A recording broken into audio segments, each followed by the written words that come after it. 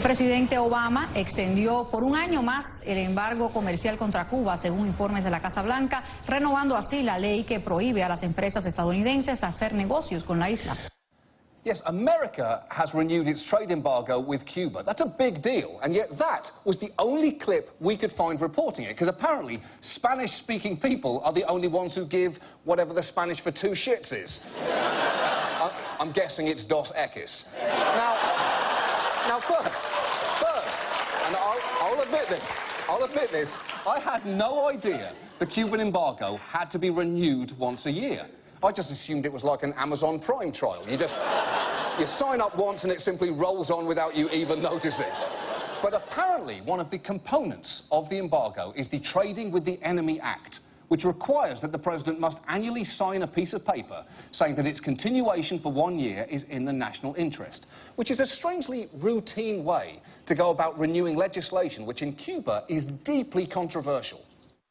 The embargo is a constant talking point on the island, and most Cubans blame it for the shortages of everything, from concrete to build roads and houses to food shortages. Cubans blame the embargo for everything: the economy, the weather, the complete collapse of Homeland in its second season, which to be fair, Cubans probably haven't seen, but if they do, they'll hate it and they'll blame the embargo for it. The embargo seems like something from a different era, and that is probably because it is. The U.S. embargo was put into place by President Kennedy in 1962. Exactly. The Cuban embargo dates back to the Kennedy era, and at the time it probably made some sense. We'd just been through the Cuban Missile Crisis, which was the closest we'd ever been to Armageddon until the explosive reaction to the 50 Shades of Grey casting announcement. I'm sorry, but Jamie Dornan has all the charisma of a sandwich bag filled with iceberg lettuce. He is not my Christian, hashtag not my Christian. But look, it's been a while. It's been a while since Cuba was a genuine threat, and by continuing the embargo, we're not just pissing them off, we're pissing off almost the entire world. The UN General Assembly is pressing, for the 22nd time, by the way, for the U.S. to end its embargo against the country. 188 countries voted for lifting the embargo. Israel was the only country that joined the U.S. in voting against it.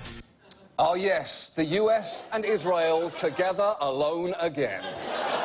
Although, to be fair, in 2012, the group supporting the embargo did have another powerful member, specifically the island nation of Palau.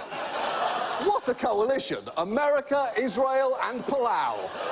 The peanut butter and jelly and traditional Palauan fruit bat soup of foreign policy. But last year, even Palau decided it couldn't support the embargo anymore. And you know what they say, when you've lost Palau, you can forget about the Maldives. Sure, you've got to remember the Maldives first, but then you have to forget about them. But look, don't listen to the rest of the world. Who gives a shit what they think? The truth is, even our own standards for this embargo seem a little bit shaky. Remember the Trading with the Enemy Act from earlier? Well, Cuba is currently the only country on it. There used to be another one until this happened. I'm issuing a proclamation that lifts the provisions of the Trading with the Enemy Act with respect to North Korea.